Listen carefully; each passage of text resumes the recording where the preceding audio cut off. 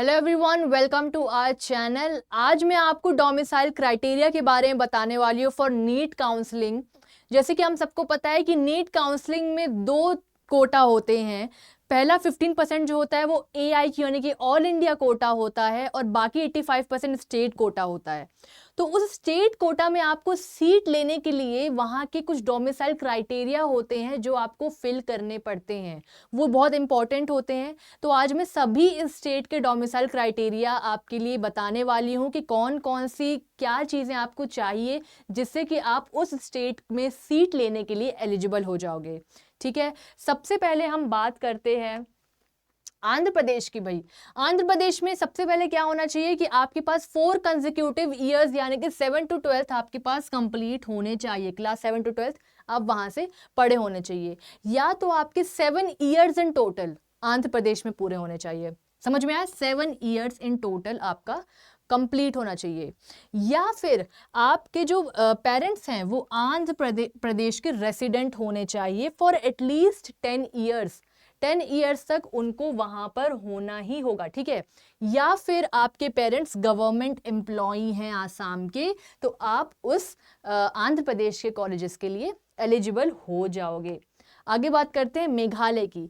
मेघालय में देखिए तो परमानेंट रेसिडेंट आप मेघालय के होने चाहिए, PRC यानी कि परमानेंट रेसिडेंट सर्टिफिकेट होना चाहिए, या तो आपके पेरेंट्स रेसिडेंट होने चाहिए मेघालय के, तो और दूसरा चीज क्या होना चाहिए कि मेघालय स्टेट गवर्नमेंट में वर्किंग होने चाहिए।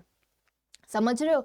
या फिर गवर्नमेंट एम्प्लॉय, वो सेंट्रल गवर्नमेंट एम्प्लॉय है ना, और वो पोस्टेड इन मेघालय में है ना, तब भी आप एलिजिबल हो जाओगे मेघालय के कॉलेजेस के लिए, आप वहां की सीट ले सकते हो।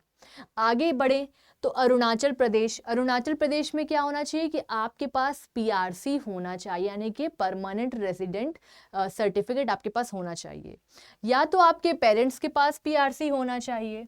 क्या लिखा हुआ है? या तो आपके पेरेंट्स के पास PRC होना चाहिए, या फिर आपके जो पेरेंट्स हैं वो अरुणाचल प्रदेश के गवर्नमेंट में काम करते हैं, वहां के एम्प्लॉय हैं, तो भी आप अरुणाचल प्रदेश के कॉलेजेस के लिए अप्लाई कर सकते हो। ठीक है, आगे बात करते हैं बच्चों, आसाम की बात करते हैं। आसाम में आपके पेरेंट्स कम से कम 20 साल पूरे होने चाहिए उनके, वहां के वो रेसिडेंट फॉर अराउंड 20 ईयर्स होने चाहिए, या तो आपने 7 to 12 वहां से पढ़ी हुई हो, या फिर आपका डोमिसाइल यानी कि PRC आपका हो आपके पास, किससे? असम के अथॉरिटी से आपका इशूड होना चाहिए वो PRC। ठीक है, उसके बाद जो 12th है आपकी वो PCB से इंग्लिश के साथ कंप्लीट होनी चाहिए, तो आप आसाम में अपने सीट के लिए एलिजिबल हो जाओगे, डोमिसाइल क्राइटेरिया आप फिल कर दोगे। ठीक है, अब आते हैं गाइस बिहार में। बिहार में क्या है? बिहार में सबसे पहले नेटिव परमानेंट यानी कि परमानेंट आप वहां के हो, रेसिडेंट हो, वहीं के ही हो। उसके बाद डोमिसाइल सर्टिफिकेट यानी कि रेसिडेंशियल जो सर्टिफिकेट है वो वहां के अथॉरिटी से इशू करवाया जाता है, वो होना चाहिए आपके पास। या तो आपके पेरेंट्स बिहार से हैं और आप बाहर से पढ़े हुए हो तो भी आप एलिजिबल हो, या आपके पेरेंट्स बिहार गवर्नमेंट में काम करते हैं, या वो सेंट्रल गवर्नमेंट के एम्प्लॉय हैं और वो बिहार में पोस्टेड हैं, तब भी बिहार के लिए एलिजिबल हैं। ठीक है, अब आगे बढ़ते हैं। आगे हिमाचल प्रदेश की बात करते हैं। उनके पास बोनाफाइड उनके पास बोनाफाइड सर्टिफिकेट होना चाहिए, और जो बच्चा है वो 8th to 12th क्लास उसकी वहां से कंप्लीट होनी चाहिए, या फिर आपके जो पेरेंट्स हैं वो हिमाचल प्रदेश गवर्नमेंट के एम्प्लॉय होने चाहिए, या तो आपका और जो बच्चा है वो 12th क्लास जो है हिमाचल प्रदेश में कंप्लीट होना चाहिए, तो आप हिमाचल प्रदेश के लिए क्वालिफाइड हो, आप वहां के लिए एलिजिबल हो। पंजाब का देखते हैं भाई। पंजाब में जो आपका बच्चा है वो पैदा होना चाहिए, कैंडिडेट बोर्न इन पंजाब। ठीक है, या तो आपके पेरेंट्स जो है वो गवर्नमेंट के साथ काम करते हैं, ठीक है, या फिर कोई डिफेंस में काम करता है, वो पोस्टेड है कहां पर? पंजाब में, तो वो भी पंजाब के कॉलेजेस के लिए एलिजिबल है ना। अब राजस्थान की बात करते हैं। राजस्थान सबसे पहले या तो नेटिव है राजस्थान का, वहीं का है, वहीं रहने वाला है, या तो पेरेंट्स 10 ईयर्स वहाँ पर रहे हुए हैं और आपका 8th to 12th class complete Rajasthan से किया है, तो आप वहाँ के कॉलेजेस के लिए एलिजिबल हो। ठीक है, फिर गवर्नमेंट जो है, गवर्नमेंट एम्प्लॉय होना चाहिए राजस्थान का, है ना, या फिर आप डिफेंस के कैंडिडेट हो, या फिर आप डिफेंस के बच्चे हो, यानी कि कोई भी आपके फैमिली डिफेंस में है, तो आप राजस्थान में एलिजिबल हो जाओगे, उसके सीट्स के लिए एलिजिबल हो जाओगे। अब चलो आगे बात करते हैं बच्चों हरियाणा की। हरियाणा में क्या है कि नेटिव होना चाहिए भाई हरियाणा का, 10 साल आपको मिनिमम रहना ही होगा, या फिर आपने स्टडी किया है कोई भी वार्ड से तो भी आप एलिजिबल हो, और आप बच्चे हो, कोई भी बच्चा है जो वहाँ के उनके माँ बाप जो हैं वो गवर्नमेंट एम्प्लॉय हैं हरियाणा के, तो भी आप एलिजिबल हो। अब तमिलनाडु की बात कर लेते हैं। तमिलनाडु में बोनाफाइड रेसिडेंट होना चाहिए भाई तमिलनाडु का। ठीक है, स्कूलिंग जो है वो 6 to 12th कंप्लीट होनी चाहिए, 6 to 12th आपका पढ़ा होना चाहिए वहाँ पर। नेटिविटी सर्टिफिकेट, समझ रहे हो, नेटिविटी सर्टिफिकेट आपके पास तमिलनाडु का होना चाहिए, तो आप एलिजिबल हो जाओगे वहाँ के सीट्स के लिए। ठीक है, आगे बढ़ते तेलंगाना की तरफ। तेलंगाना में क्या है कि आप जो हैं एटलीस्ट 4 कंटिन्यूअस ईयर आपके पूरे होने चाहिए before appearing for qualifying exam, यानी कि नीट के लिए। ठीक है, अगर आप वहाँ से नहीं पढ़े हो, तो आपको तेलंगाना में एटलीस्ट 4 इयर्स तक तो रहना होगा। पढ़ने का यहाँ पर बात हो चुकी है, रहना होगा यहाँ पर। ठीक है, उसका इंपॉर्टेंट रूल क्या है कि अगर आप वहाँ पर नहीं पढ़े हो और वहाँ पर रेसिडेंट कर रहे हो, तो आपको एग्जाम वहीं से देना होगा। ये देखो क्या लिखा है कि appeared for your qualifying exam in Telangana, कि आपको तेलंगाना में ही एग्जाम देना पड़ेगा, तो आप तेलंगाना की सीट के लिए एलिजिबल हो जाते हो। अब केरला की बात करते हैं। 2 लोग होते हैं, केरला और नॉन केरलाइट, यानी कि जो नेटिव है केरला के भाई उनको हम केरलाइट बोलते हैं। ठीक है, वो एलिजिबल हैं, सारे रिजर्वेशन के लिए एलिजिबल हैं। और नॉन केरलाइट मतलब जो केरला से नहीं है बट वहाँ से पढ़े हुए हैं तो एलिजिबल हैं, या तो उनके पेरेंट्स काम करते हैं सेंट्रल गवर्नमेंट में और वो केरला में पोस्टेड हैं, तो वो एलिजिबल हैं केरला के सीट्स के लिए। और 8th to 12th क्लास आपकी कंप्लीट होनी चाहिए केरला के सीट्स में एलिजिबल होने के लिए। अब आगे बात करते हैं महाराष्ट्र की। 10th and 12th from Maharashtra compulsory है, ये होना ही चाहिए, या ये होना ही चाहिए। इसके साथ अगर बर्थ सर्टिफिकेट है, या फिर आपके फादर मदर का डोमिसाइल है, या फादर मदर जो हैं आपके वो एम्प्लॉय हैं, गवर्नमेंट एम्प्लॉय हैं, कहाँ के, महाराष्ट्र के, तो आप महाराष्ट्र के सीट्स के लिए एलिजिबल हो भाई। ठीक है, आगे बात करते हैं भाई कर्नाटका की बात कर लेते हैं। कर्नाटका में क्या भाई, नेटिव होना चाहिए, है ना, स्टूडेंट होना चाहिए कर्नाटका का फॉर एटलीस्ट 7 ईयर्स, वहाँ पर पढ़ा होना चाहिए, या फिर 11th and 12th पास किया होना चाहिए। पेरेंट भी कर्नाटका में पढ़े होने चाहिए। पेरेंट की जो मदर टंग है कन्नड़ा वो भी होगी, है ना, और जो आप डिफेंस में जो काम करते हैं उनके भी बच्चे यहाँ पर एलिजिबल हैं, कर्नाटका के सीट्स के लिए एलिजिबल हैं।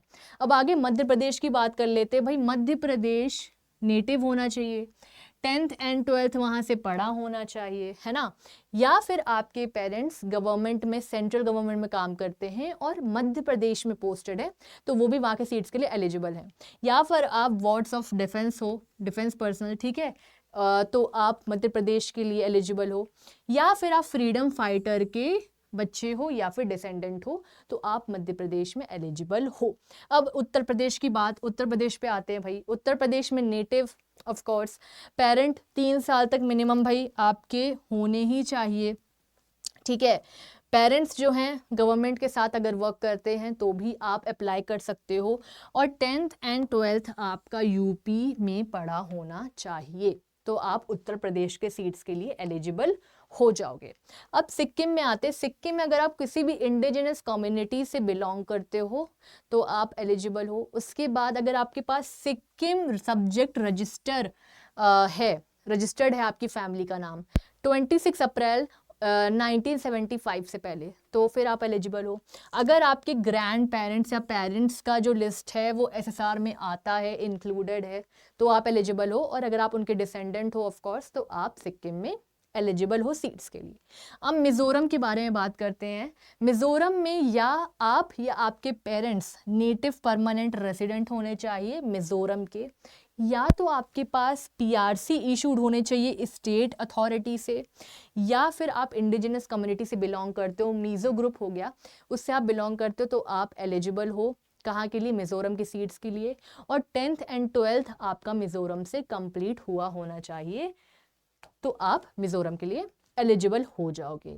अब मणिपुर की बात करते हैं। इसमें भी आप और आपके पेरेंट्स परमानेंट रेसिडेंट हो, या तो उनके पास वैलिड डोमिसाइल हो, ध्यान सुनना, या फिर उनके पास पीआरसी हो भाई, परमानेंट रेसिडेंट सर्टिफिकेट, या आपने 10th एंड 12th वहाँ से कंप्लीट कर ली है ना।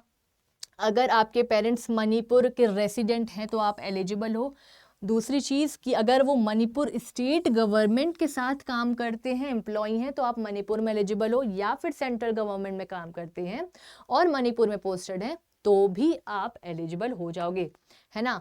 अब जम्मू कश्मीर में आते हैं। जम्मू कश्मीर में एटलीस्ट 15 ईयर्स आप रिसाइड कर चुके हो, 7 years in Jammu and Kashmir आपने पढ़ा हुआ है, 10th एंड 12th जो है वो आप जम्मू कश्मीर से पढ़े हुए हो, या फिर आप रजिस्टर्ड माइग्रेंट हो फ्रॉम जम्मू कश्मीर, कि जब लोग वहाँ से माइग्रेट हुए थे ड्यू टू डिस्टर्ब्ड कंडीशन, तो आप जम्मू एंड कश्मीर के लिए सीट्स के लिए एलिजिबल हो जाओगे।